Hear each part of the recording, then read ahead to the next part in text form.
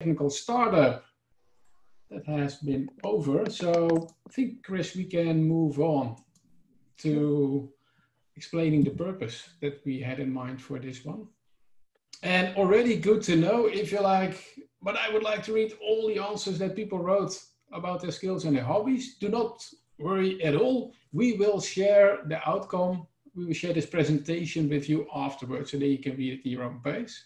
And also good to know is that we are recording this meetup. Usually we don't, because it doesn't really make a lot of sense, because all the interesting conversations are done in breakout rooms. We are using breakout rooms today as well, but most likely Keith and Johannes will be doing some interesting talking in this main channel. And therefore we are doing some recording. So Barry, if I don't want to be in the video, what do we need to do as a participant? Turn off my video? Is that something that helps? It feels like you have an answer in mind. So is that, I don't know. I would just turn off the video if you don't want to be in it. I don't think we'll be recording people's faces. It's mostly the people talking. But if you don't want to be in the video at all, just make sure you turn off your webcam and then you won't be in it. Yeah, excellent. So what we had in mind for this meetup is just doing one liberating structure. That is a pattern that you might notice recently, that we are doing these meetups mostly focused on just doing one liberating structure and try to do that one really good. The one we are doing today is a celebrity interview. And personally, this is the liberating structure whose name I don't really enjoy. It's like celebrity interview, and it might also make Keith and Johannes feel a bit awkward. So we changed it. We took the liberty to change it into Campfire Stories. So that's what we're going to today. We are gonna sit around with, how many people are we? 81 around a virtual campfire. And the intention is to learn from experienced practitioners, Keith and Johannes, but also you'll have the opportunity to have a conversation with peers, with other people during this call, to talk about liberating structures and liberating strategy or strategy knotworking in specific. And good to know, I think we will mute you. I think Chris as a host will do that, is once we are doing the interviews with Keith and Johannes, we are gonna mute you to ensure we don't have any disturbing background noise or something like that. Chris, do you have anything to add at this point in time? You're muted, Chris. I assume it's a no, but yeah, okay. Can you go to the next slide? Yes, so what we're going to do right now is, let's call it a warming up conversation. In a moment, Chris is going to invite you into breakout rooms. And this already shows you how we distributed it for today. Chris is doing more let's call it the technical part of Zoom, and I'll be doing a bit more of the talking. We are going to do the interview together. We are going to do the interview together, but this first part is going to be Chris setting up the breakout rooms. In a moment, he's going to invite you into a breakout room. With how many people, Chris? You can also show your hand or... It's usually 4 people, sometimes 3. Okay, so with 4 or 3 people. For 7 minutes, take the opportunity to introduce yourself and try to answer these 3 statements together. In my day-to-day work, strategy means, when I think about strategy, I think about, and the final one, the third one, what is challenging to me about strategy is, so 7 minutes in small groups, in breakout rooms, introduce yourself and have a short conversation about these statements. So enjoy the conversation. Just a second, I'm gonna finalize it a little bit. Some people joined in. Okay, I'm opening the breakout rooms now. Enjoy, see you back in 7 minutes.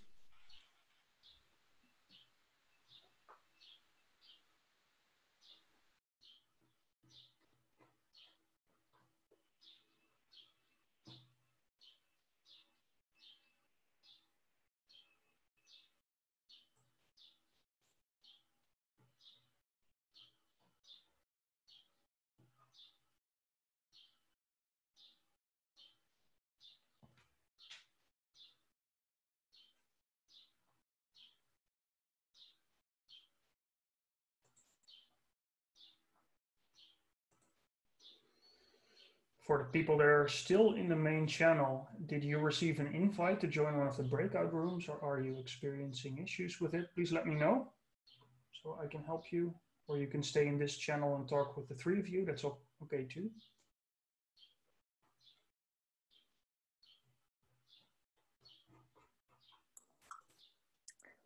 I'm a little bit too late, and so I just came up and sure. Take a look at the questions. Sure. Would you like to join one of the rooms, or do you want to wait until everyone's back?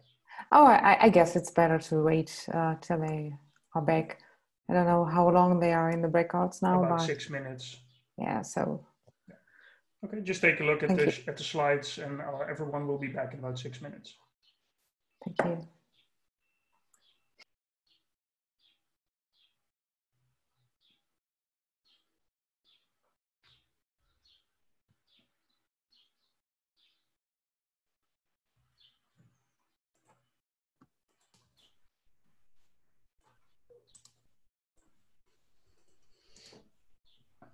So I think everyone is back in the main channel again, and I understood from Chris that a couple of people joined a bit later. So just to recap, we are doing a celebrity interview today, and today's celebrities are Johannes Schartau from Germany, hooray for Johannes, and Keith McCandless from the US, from Seattle area.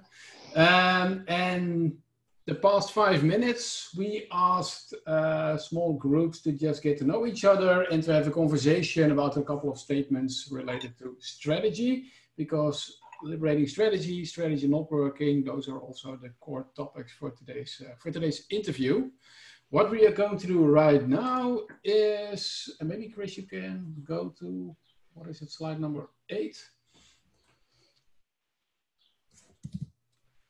Can you share your screen, Barry? Because for some reason my toolbar disappeared. That's happening. Yes, I can. One moment. Share screen. Am I sharing my screen right now? Present. Yes. Cool. Yes. So here we are. So what we are going to do right now is ask Keith and Johannes a couple of questions. I wrote down the questions, Chris, but I cannot see them anymore because I'm sharing my screen right now. So this is going to be interesting. I'll share my screen in a moment, so it's okay. Oh, that's fine, that's fine. So while listening to this interview, what is recommended maybe is just to make it for you an active way of listening. And that could be that you are picking a notebook and a pencil and that you are just jotting some notes for the things that you will hear. Could also be that if during the interview just a question emerges and you just want to have it out of your mind, then just write it down in the chat window. We will not be addressing it at this moment in time, but we might take a look at the answers in the chat window. It might also just for you, for yourself as a memory, as a reminder. Because after the 20 minutes, you'll be invited into breakout rooms again with the same people you just met. And at that moment, you'll have 5 minutes to formulate one big question as a group that you still have for Johannes and Keith. And it might be useful for you to be able to look down at your notes to use it as input for formulating those questions. Chris, are you ready as well? Shall we do some storytelling also? Or is that something that you wanted to do next? No. Are you in the mood for storytelling right now? Yes. Or? Yes. Of course I am. Cool. So we're in a very special place here. All these 80 people that are here with us today, and that's pretty awesome.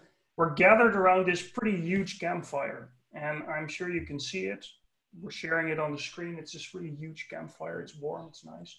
But it's also dark outside. And I don't know about you, but for me, it's like 3:50 p.m. in the afternoon. It's not really dark.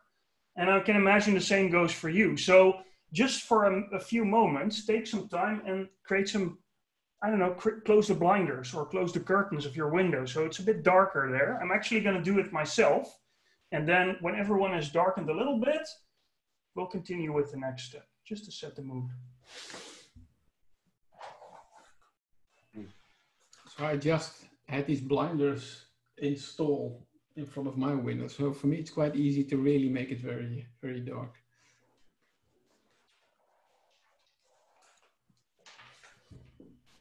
There. Oh, that's nice. Do I still need to share my screen, Chris, or have you figured it out? I can share my screen.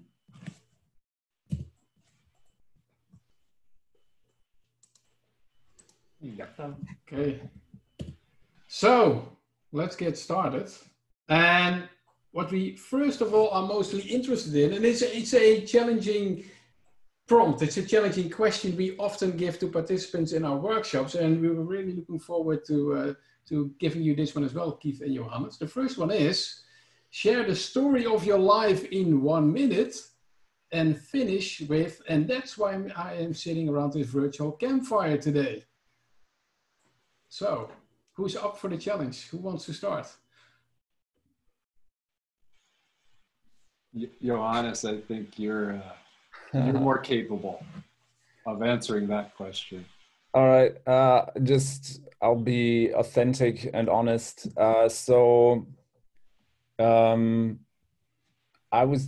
was born, I think, and then there were certain things in my childhood and adolescence that made me feel like I was not fitting in, and it was maybe a bit weird. And then I grew up a bit and discovered that other cultures have different views on reality. Decided to study what's called ethnology. That's a branch of anthropology, to focus on that. And then I wasn't really sure what to do, because it didn't lead to the things that I really wanted to learn. Drifted for a while, and then I was introduced to Agile. And several things just coalesced. One of that is my background in this type of cultural anthropology. Then I'm the child of 2 therapists, and I have lots of social workers in my family. And then I'm also really interested in technology. And suddenly there was this job that combined all of these things. And I still feel like I benefit from all my prior experience. Got introduced to Liberating Structures, tried several things out, always have weird ideas, and I think that's why I'm sitting at this campfire today. Oh my God, I'm glad you went first. That's super helpful. Okay, so I'm a disappointment to my family. All tradition of physicians, and so I don't like the sight of blood particularly, so I had to find something else to contribute. And I got super curious about just why people do what they do early on, from the beginning, like what motivates behavior. And so it didn't matter what academic study or where I was or what I was doing. I wanted to know what makes people do these things that they do, and how do differences in gender and just where do the differences come from? How do they manifest? So I've always been interested in that, and as a result, I guess, of a career has formed around research and education. Think tanks and foundations, and more recently exploring different theories, and finally finding one that was worthwhile, that explained more of my experience, which was complexity science. And out of that, taking a hard look with people from different disciplines, met Henry, started writing a little bit, started working together in the field for a long time, and developed the Liberating Structures slowly, slowly over a good number of years. And so I think that curiosity about human behavior is why I'm around this campfire, wanting to tell you a story. Cool. Thanks, Keith. Yeah. And maybe already good to know is that Keith is one of the co-founders of Liberating Structures together with Henry Lepmanovic. And Johannes is actually someone that I think he introduced Liberating Structures to Christian. And then someday I attended a workshop by Christian and Johannes already quite a few years ago. And that's how I got involved in the whole Liberating Structures community. So it's actually by Johannes that Liberating Structures is on my path right now. Chris, do you already have a next question in mind, or do you want me to do it? Or no, I'm good. I can ask that question. Just so everyone else knows, I'm sort of configuring stuff in the meantime for the next step, but I'm done with that.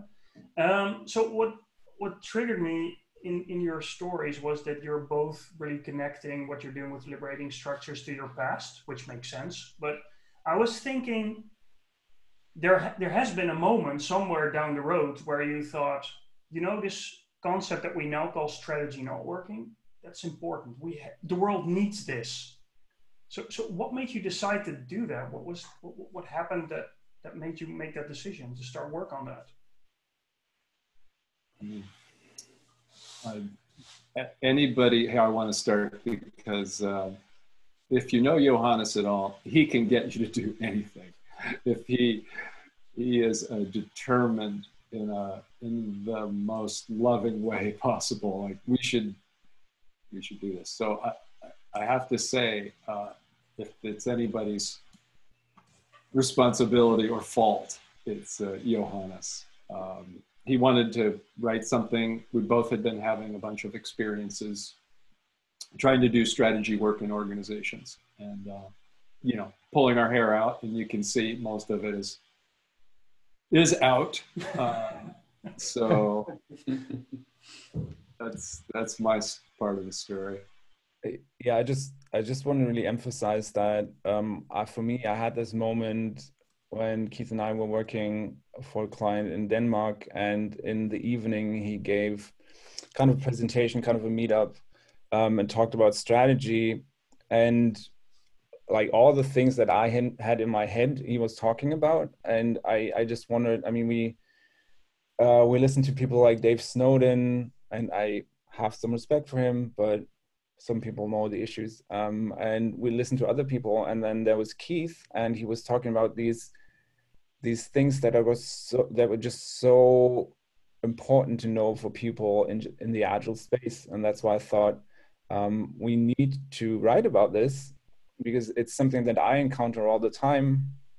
And specifically what I'm talking about is that, like, we talk about agility and things like that, but all I see is all these delivery teams hampered by this process around them, which is often a very much non-agile way of making strategy and making decisions. And I had my ideas for how to get around that, and then Keith kind of explained his side, and I just saw this, like, these two things intersecting, and that's why, at least I thought, the world needs to hear about this. Mm-hmm.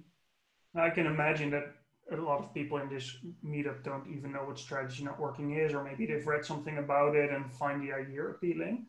But maybe based on the experience of the both of you, what is a good example of strategy knotworking that you've been a part of that you think helps explain what it actually is, or is an example of what it can be like?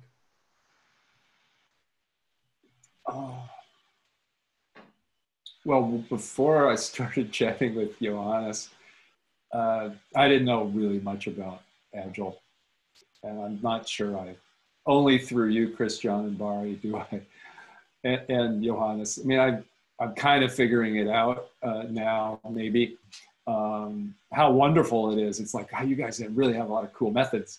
It was the first thing I noticed, but then the way you think about organization is great. So I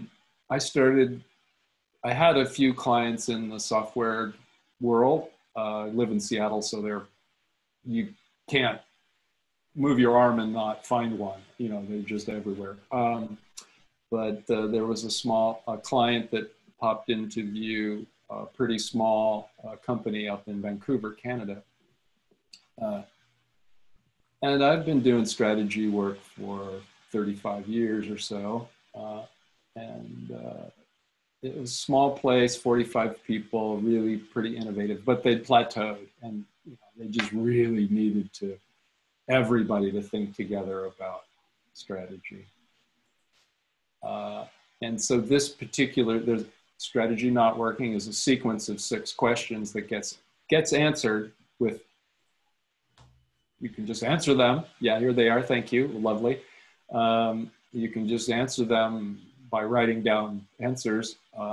And in a couple of days, you can use, in a sequence, in this basic sequence, you can use different liberating structures, different methods to answer each of the questions. And each answer influences the next answer, and it goes back and forth. It's sort of non-linear, but you use a linear process to do it. So with this little company, we did this work, and breathtaking for them, breathtaking for me. In that, their experience together, everyone contributed to shaping what the strategy is from what they could contribute in their role. And the senior leaders who used to do most of the strategy work on their own, or didn't do much strategy work, they were dumb, like, oh, we didn't think of that. Although they couldn't quite say that, but the quality of the work, the quality of the strategies, and the range of options that got generated out of the strategy for the company, instantly for everyone in the company became sharp and shared. They owned it together. So that, for me, that just pretty much sums it up.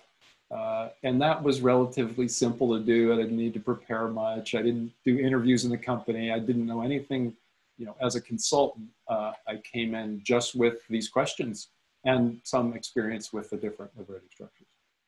So Johannes, what about you? That was an experience, and just for your guys, Christian, or Barry, you're saying you changed the name of Celebrity Interview. Well, we did a celebrity interview of the CEO of this company. And the big important question that everybody needed to know from the boss was, how much stock do you own? Are you going to stick with this company through hard times? And, everyone was like, did we actually ask that question? And of course, this is a stand-up guy. He was amazing. He immediately answered. And it was like 49% of the company, he was in all the way. And all of a sudden, trust in this person as the leader, and he would answer the question, and he invited the question to be asked. Well, I invited it through interviewing him, or I got someone on his staff to interview him, but the question came from the group, from a small group of people. So that's more than you wanted, maybe, but that was one of the times when I said, oh, this needs to be, it's worth writing it down, Johannes, what do you think? Well, for me, and we talked about this before, Keith, in other contexts, but it's always interesting to see who's actually, who wants something like Strategy Knotworking, because in my experience, the big established companies often don't feel the need because they still feel like they're in a slow moving market. And why I find this very useful, or why I've seen companies show more interest, is when they focus on innovation and kind of understand that a long-term strategy, as it's usually done and taught, is maybe not the best idea. So I was working for a large company, and they had a department in there that essentially had the task of launching new products and be really innovative, because as we all know, innovation is something that happens just in one specific segment of the company. So what was interesting was that they kind of understood we can just make a plan or like a strategy that covers several years in advance, but we still need some kind of understanding of what it is that we're doing and where it is where we're heading. And when we start, for example, with the first step of purpose, to me, that is so useful that people have an understanding and can engage in discussions of what is it that we're there for. And you don't need to specifically look at your portfolio or anything at that level, but it's just like the broadest frame that makes sure that we have an understanding of what we're doing, what the kind of work is. That is really incredibly useful. And then with this example, the eco-cycle is kind of, if you can do it several ways, but it's often the centerpiece, for me at least, of Strategy Knotworking. And the whole portfolio of the innovations that you have. And I mean, essentially what you're trying to do is you're trying to get your ideas into a state of maturity, and just having a visual overview of that and deducing a kind of strategy from having that overview and being able to say, at the moment, we only have vague ideas. We don't even have a prototype yet, but I guess like this thing shows the most promise. And so then kind of deducing an idea of what's going to happen next, what the ambition is, and then being really clear about it. For me, that's really useful. So instead of like, we often, maybe some people know what I'm talking about, but what I usually see is, and we outlined this in our paper, is that a lot of companies have this very rigid view of the future, which is like, we can control it, we can forecast very precisely, and then everybody tries to pretend that it's not going to change and we're still on track. And then often the other type of reaction is that people are exposed to Agile, and then they're like, we don't do anything anymore. Like we don't plan, we don't forecast, we have no idea what we're doing because we're so flexible. And for me, Strategy Knotworking is the thing that you can use that is right in the middle, where you have, like, you can gain a very clear understanding, but you still maintain that flexibility. And through the iterative nature of it, you can adjust and you can reflect and you can make sense. Cool. And also maybe just to clarify it, I think you already touched on it, is that you can use liberating structures to explore the different areas of Strategy Knotworking. So for an example, you can use the liberating structure 9 whys to clarify your purpose, etc. So we've got 3 minutes left for this part of the interview. I just got reminded by a tweet I saw a couple of months ago, and that was a tweet at the start. Someone posted it at the start of the whole, when the whole COVID crisis started. And it was, the tweet basically said something like, well, so far for your 5-year strategy plan. Have you seen any examples, Keith or Johannes, maybe in the, for the past month, of organizations that were not able to adapt, or maybe the other way around, that successfully were able to change their strategy to deal with the changing circumstances? And maybe also, how does it connect to Strategy Knotworking? And a lot of questions, but it's so much has happened the past month, and I continuously got reminded about how it relates to what you're trying to achieve with Strategy Knotworking. It's not really a question, but maybe no, I get where you're going. Well, I'm super interested because almost no one anticipated COVID-19 precautions and what that would do. So in the last 3 months, I've probably done 20 different critical uncertainties with clients. So it's the #1 liberating structure of the moment, which is what's critical and uncertain about your future. What's could put you out of business, but you can't predict which way it's going to go. And almost in all of there's 2 things that create 4 plausible futures in critical uncertainties. And always in there is, well, are precautions going to continue for the next 2 years or whatever length of time, or is it going to open? And then something about demand. Is the market going to, be stronger than it was before, or evaporate? And once you have those, people are interested now much more deeply in, we can't have all of our eggs in one basket. What does a basket with a whole bunch of different eggs in it. How do you do that?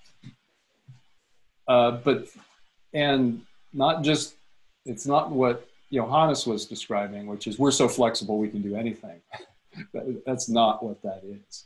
That's like, given we can't predict, what are the hedging what hedges should we have, and which are the things that just make sense, whatever unfolds, in any of the futures. And so that tells me the popularity of critical uncertainties as a liberating structure tells me everybody is interested in a new way about strategy.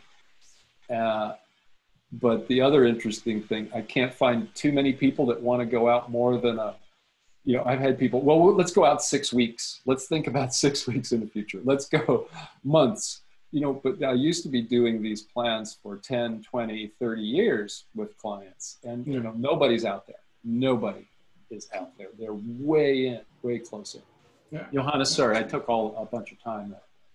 No, that's great. And the thing is, to me, COVID-19 really showed so vividly where you need an approach like this. Because, I mean, something like this happens if you're in the habit of continuously doing strategy with a lot of people anyway, then it's just kind of another occurrence where you just get people together and go like, all right, let's go through this again.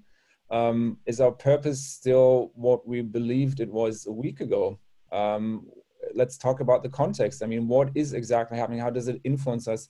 And within this approach, what I think is so important is not what often happens is that the leaders generate the strategy and then communicate it to someone else. But this is, like, to me, strategy knotworking is a sense-making approach where all the people collectively make sense at the same time and have these discussions. And it's not like someone telling them, this is what's happening around us and this is what we need to do, but more like you have so many more senses being active and so many more ideas that you can actually take advantage of.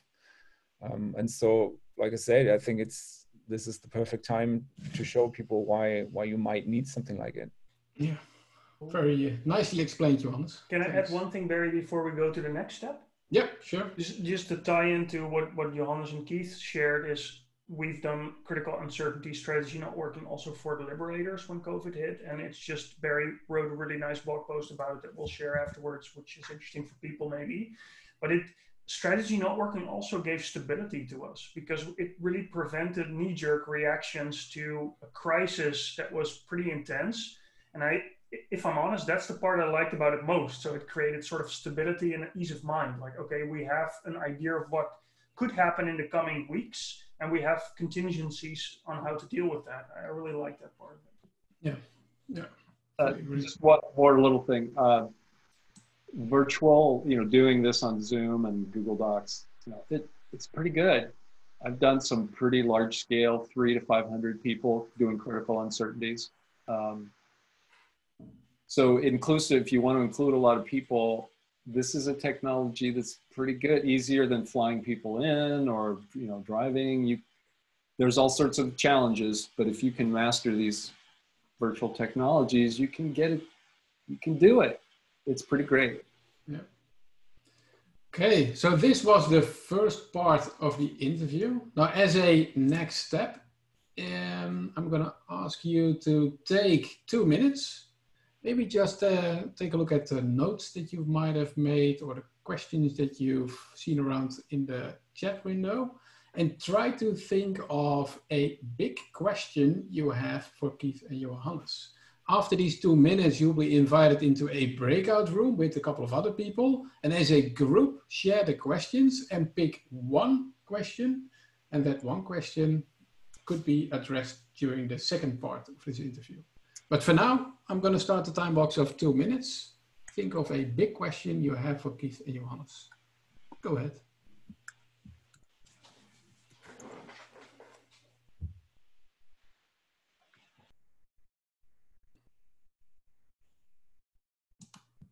Okay, see everyone is back again. Already see some interesting questions appear in the Google presentation. See some people still writing. So what we're going to do next is that we're going to start a time box of 30 minutes. And Johannes and Keith will pick the questions that they think will add the most value to explain. And maybe there are some duplicates as well. I haven't studied all the questions. Most likely we will not be able to answer all questions, but we'll try to cover as many as possible without rushing it and thereby losing a quality conversation. Johannes and Keith, are you already, have you already gotten the opportunity to select maybe one or two questions that you would like to start with? We thought maybe do list a few out that we're interested in and just yeah, sure. List a bunch before we jump into them. Yep. And so Johannes, do you have a couple that you think will be good to chat about? Yeah, I've got one.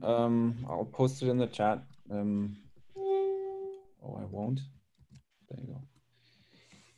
I think some of the questions are about how, like you just said, Keith, like how do you get started? How do you even get people interested? What do you do when top management feels like it's their responsibility? They should decide on this. The other people are not qualified to do that. And I'd love to hear from you, Keith, but in my experience, well, you're not going to do much, or you need people to kind of want this. One strategy that I have is I don't talk people into this or tell them you should really do this, but to me it's generally like an exploration and kind of like a coaching discussion where I'm trying to find out what it is they're trying to achieve and what hinders them, and kind of see where they get stuck, and then often the strategy kind of plays into that. So for example, if they talk about like feeling they're not getting the full benefits of Agile, then we often explore that and kind of see how the whole strategy process hinders them, or how like you can't have super flexible teams within a very rigid strategy format, and sometimes they feel like that is true, and they would like to make some changes, and then they're open to the idea. But if you don't have any kind of awareness of a problem or a potential that they're leaving untapped, then I don't think you're going to be successful. That's my sad summary of that whole affair. I know, Keith, what's your experience? Usually somebody's read, there's a leader. It doesn't always mean it's the leader of somebody in a leadership position is ready. It could be because they're frustrated, or it could be they just want something more. And so there isn't much to do. Usually the experience they haven't had is at scale, bringing a bunch of people together to work productively. So I'll tell a story once in a while, or simplify what strategy knotworking is. So there's 6 questions. We're going to answer them together in deeper and deeper cycles. And for right now, whatever your answers are, that's important. But what's really important is, as you answer them all together, you'll be able to move together at a much higher velocity. And so that sounds dreamy, maybe, but that's actually what happens. So I just say it out loud. And the other thing that I'll say is these are the methods we'll use are ones that you will want to bring into your repertoire periodically. So something like ecocycle could be quarterly. That it isn't a one-time thing. You want to break the cycle of, we're having the big strategy event. And so depending on what's successful during our time together, we want to build a design group that understands the approach well enough that they find a way to bring it into operating reality periodically. So critical uncertainties may be a couple times a year, depending on how fast your market is. Ecocycle quarterly or monthly, or updated even more frequently than that. You need to revisit purpose once in a while because things shift around. It's not putting too much pressure on the event where you're talking about the things, but you're entering into a learning process that you can use and reuse over time. It's part of your operating philosophy. And that, depending on the leader, they're super interested in that. But usually people come, I haven't tried to, like you, Johannes, I haven't tried to convince anybody that it's a good idea, but they arrive. One more thing, a scale doesn't, so usually I'll say something outrageous. Infinity, any number of people can be involved. There's no scale, and you may not be able to do it all right in that same moment. But the way we'll do it will be simple enough that you can repeat it in other settings. And in fact, if we do a good job with it, people will repeat it without even getting permission from you. If I'm talking to the leader, they'll just do it because they got results. They had an insight. Yeah, and I think scale is also like a keyword because you don't always have to use it. Like strategy doesn't always happen just on top or anything. Like if you can use it for yourself, you can use it on a team level, you can use it on a department level. And so if you can't get the whole organization involved, then what's the level that you can actually use it in? And then maybe try it, see if it gets results. Often just the way that it allows you to answer certain questions in a completely different way or act in a different way, that's often inspirational to other people. And I just want to say this, that I'm very, I know a lot of people work in companies where they're employed full-time and don't have the luxury of picking clients or having people approach them. And so it's going to be more difficult for you. Yeah. Another question in the doc that you wanted to answer, Keith? Well, there's a couple about vulnerabilities. When you do this, you're going to reveal vulnerabilities. I'm looking at Karen here because I don't know why, but hi, Karen. Vulnerability is really important to consider. And so just a little story. I was working with a biotech company. They'd burned through a lot of cash, if you know that world. So they're inviting a partner in, and they were looking at their portfolio with the ecocycle. It was not pure strategy knotworking, but they needed to attract people. It was a diverse group, 50 people in the room. And a molecule, they put a lot of emphasis on. This molecule may have therapeutic benefit. It's like, is this going to sell in the market? Or does it do something even? And so through the strategy work, if you've done the ecocycle, you place your products or services somewhere in birth, maturity, creative destruction. And so the person who was in charge of this molecule and the people that work with them kept putting it up in, approaching maturity. But when other people in the room were putting it down in creative destruction, it's over. And it was like back and forth. They were moving the placement of a Post-it note. You can imagine what this is like. And so finally the guy just said, you're telling me my job is over. You're telling me this work, all this thing we've put into this molecule, it's done. If we put it there, it's over. My role is over. And the group immediately said, no, what we learned through developing the molecule to the point where we realize it'll never enter the market was so valuable. What we tested, what we discovered, we definitely want you in the mix. You're going to have to find a new place to contribute, but that molecule is over. And so I found that repeatedly, if you do this work with Liberating Structures, the group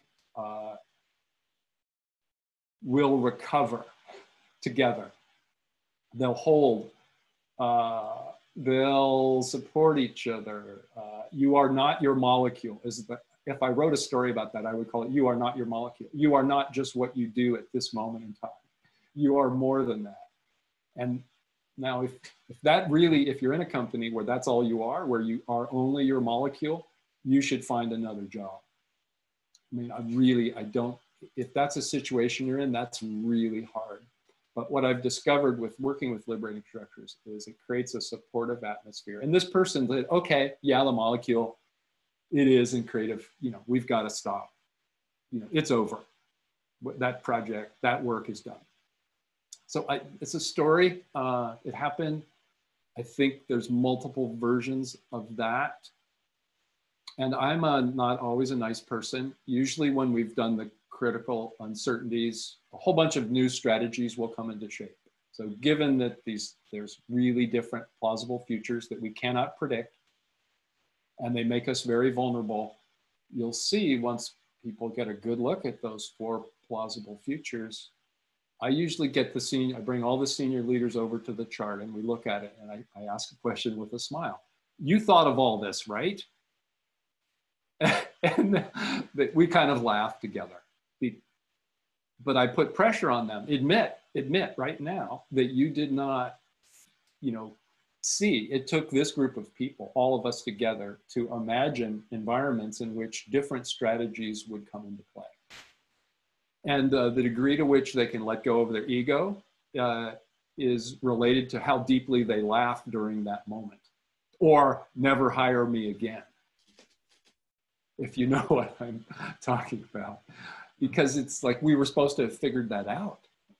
We're the senior leaders.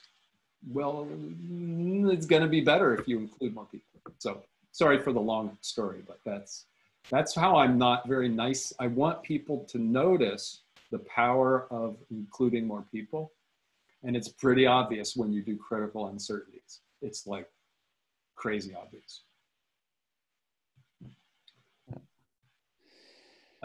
Johannes, your turn for a question.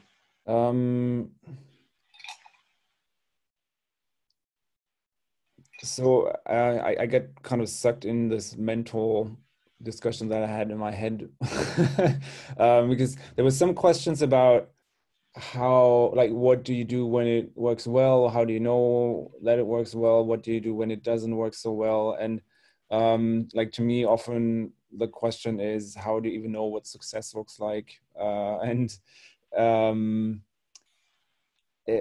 So there's so many things to say about this, but I mean, these 6 steps also kind of provide a way in which, when one of them doesn't get everybody totally excited because it doesn't apply as much to them, there's always more in there, and at some point in my experience it's going to click. Like, for some people, they really go off on purpose and they feel like, we've been trying to do this for the past 10 years, suddenly we have such an understanding of what it is that we're doing. This was really helpful. And for other people, it's just like, this is trivial. I don't feel like we need to spend any time on talking about this. But then suddenly later, the eco cycle is what really gets them. And I think I would pay a lot of attention to the group and what their reaction to it is. But at the same time, I hope this doesn't sound cocky, but I've never seen it fail in the way that I would describe failure, that the group felt like it was a waste of time, or afterwards they did nothing with it. It didn't reveal anything novel. And so that, I don't know, that just, to me, that has never really happened. I know, Keith. I've had one that was pretty rough. So purpose, it's hard for me to move forward without a pretty sharp purpose. And so there was one example, a well-known business school, I won't name them, but the dean or the head of the school wanted the school to be known for, we're this business school you come to that embraces the Sustainable Development Goals, the UN Sustainable Development Goals. Well, the faculty was not on that. They wanted to do research on whatever they wanted to do, and alumni were like, "What? We're successful business people," and students were there, so we had everyone, and we, you know, the look in the room was more like this, and so we went through every liberating structure that could, and we'd scheduled, you know, 20-25 minutes to do purpose, and 2.5 hours later, this. Now, I think it was still good. It was successful in that they talked about purpose, but it mostly revealed that they had very, very, very different ideas about purpose, depending on whether they were a student, an alumni, whatever. And they hadn't had that kind of conversation before. So I have to take, you know, when I have that experience, I kind of go, well, that was worth doing because they needed it. But it didn't, we couldn't get to the rest of the strategy not working really. Well, we did, but it was discombobulated more than productive. Discombobulating. But that's only one I can really think of. It isn't that it didn't work. It's just we weren't ready. They were not ready. You know, you listen to if you're an external consultant, you listen to people, and you don't want to be misled by a few people. You want a very diverse design group. What I've learned from that experience is you want a design group that represents the diversity of the larger group that you're working with. And then you're less likely to have that situation where you think, oh, everybody's kind of into the sustainable development goals. You know, no, they aren't, but you didn't know that when you started this big thing. Or even the dean didn't know that. So anyway, yeah. Another question? Okay, I was blathering, so how are we doing on timing? Christian, Barry? Excellent, excellent. What we're going to do is take another roughly 8 minutes for the interview, because that gives us time to do the closing as well in a good way. Okay. But just feel free. You're doing I'm enjoying it a lot, and hopefully the other participants as well. So just pick a couple of other questions. Yeah. Okay. Johannes, do you have one there? There's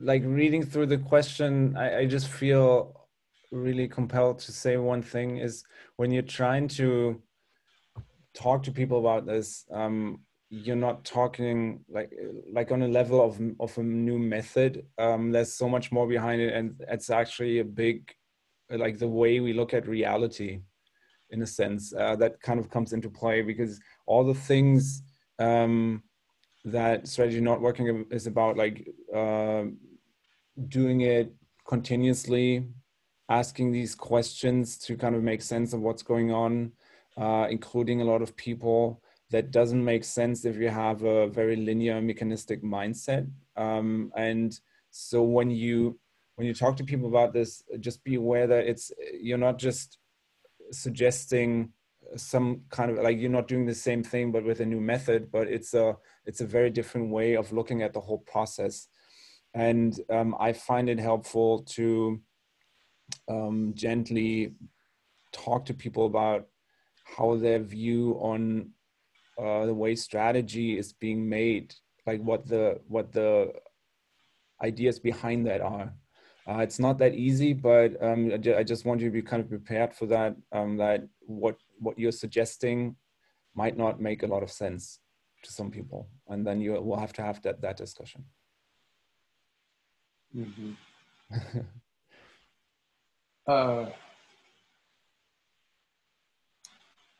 So I work with a lot of very hierarchical, one in particular is a bank, a global bank, and I haven't worked with them in a while, but it's not, there's a bunch of things that happen simultaneously when you're using strategy not working. And in part, as you're doing the work, you're opening a door, and this is what Johannes is mentioning. You're opening a door to a whole new set of habits, an entirely different way to organize, which if you're working in Agile, you know you're trying to get to in a completely different way to organize. And so if you're the one who's saying that let's walk a few more steps through this door, you need to find something that gives you confidence that you can keep walking through. So I was a whole week with a big bank, and in this bank, the people involved are engineers, economists, and bankers.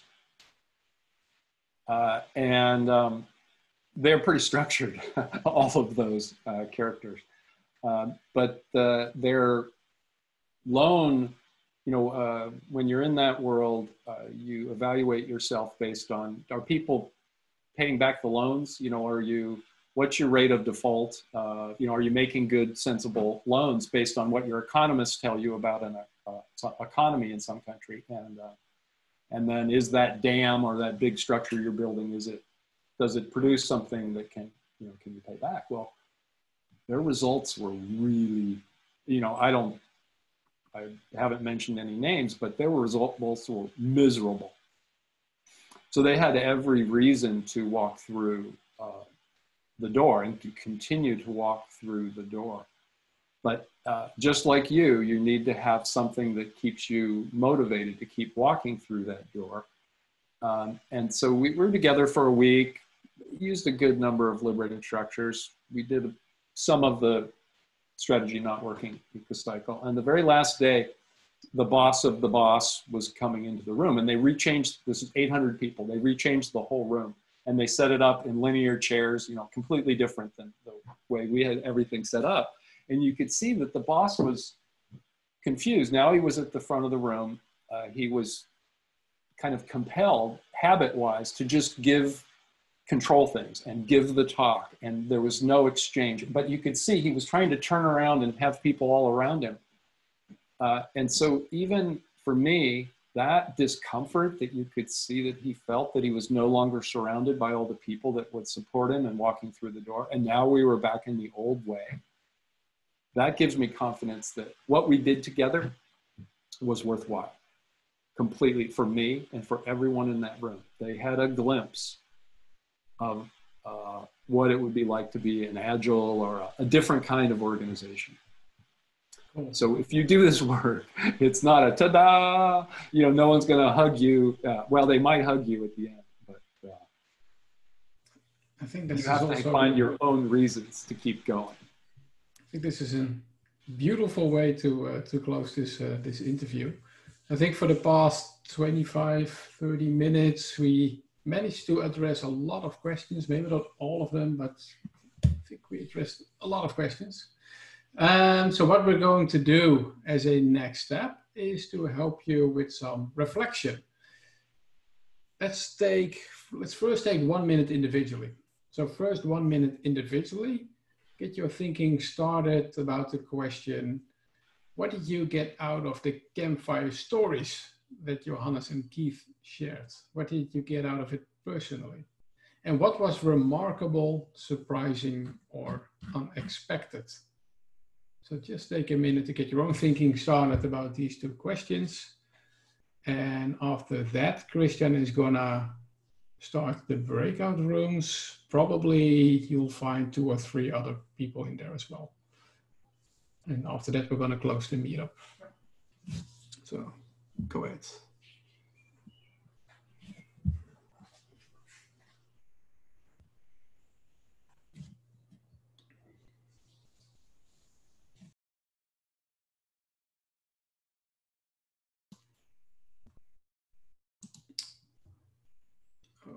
Okay, welcome back everyone. So I was just talking with Keith and Johannes about the fact that with these virtual meetups, especially with larger groups, it's kind of difficult to read the room, so to say. So I'm a positive guy often. So just going to do the assumption that you loved it. It was awesome, and it was the best celebrity interview that you've experienced so far. Personally, I enjoyed it a lot, and I learned a lot of new things from Johannes and Keith. So thanks, both of you, for attending this meetup, and especially Keith, like it's 6:30, it's probably 7:30 right now in the morning for you. So thanks a lot for your willingness to attend this early, yes. And Johannes, for you, of course, as well. Chris, do you have any closing words that you would like to say? Well, it's been incredible to have Johannes and Keith in our celebrity interview. Just really grateful for you taking the time. And for everyone else, we're going to do more of these meetups, celebrity interviews. I mean, in this case, not with Keith and with Johannes, but next week we actually have other people coming in, Thomas and Peter Guts. We're going to talk about Ignite Your Scrum Team. It's not actually a celebrity interview, but it's also a meetup a bit like this. So if you're interested in that, you can always check out the meetup page for the Liberators Network. And also good to mention is that there is going to be a Strategy Knotworking workshop, hopefully happening in October in Amsterdam, but the logistics for this are a bit tricky with COVID. So we're working on this. There is already a page where you can find more information, and we're hoping that Johannes may be able to join us in doing it. It may be harder for Keith or Fisher or Anna, people from the States, because it's just difficult to travel right now. We'll see what happens. If you want to know more about it, go there to Eventbrite and see some information about the workshop. And Barry, is there anything you'd like to add? I just want to give ourselves a compliment. It's okay to do that as well. We are really time box masters. So this worked out really well. No, maybe Chris, about the recording, because we are recording this. We are going to share the Google presentation in a way, but for the recording, we're going to share it on YouTube, and I think I haven't seen yet what the recording looks like in Zoom, because we haven't used it before, but I'm going to upload it to YouTube afterward and make the link available in Meetup.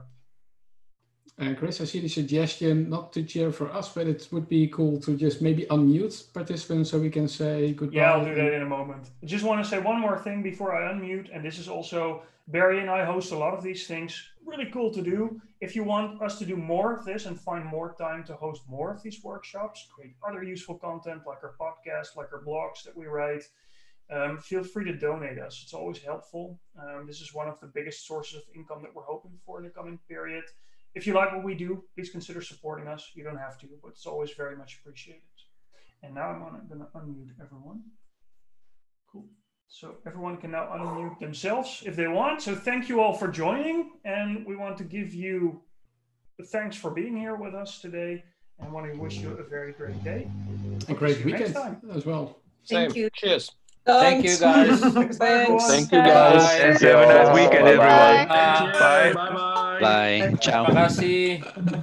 Bye. Thanks. Bye. There was an explosion.